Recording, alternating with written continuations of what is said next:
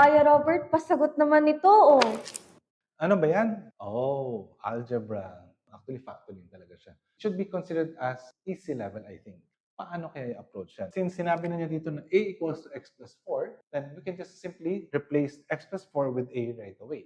So magiging a squared multiplied to x plus 5 minus a squared. Now, notice we have two terms here. They both have the factor of a squared. Therefore, pwede nating i-factor out si a squared. Ano matitira? X plus 5. Then minus a squared divided by a squared is 1.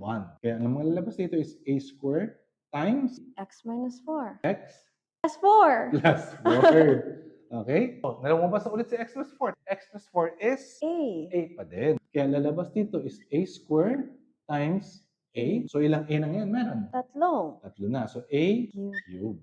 Kaya ang sagot natin dito si letter B. O, di ba? Easy level lang. Yes, kakayanin ko na yung UFCAT.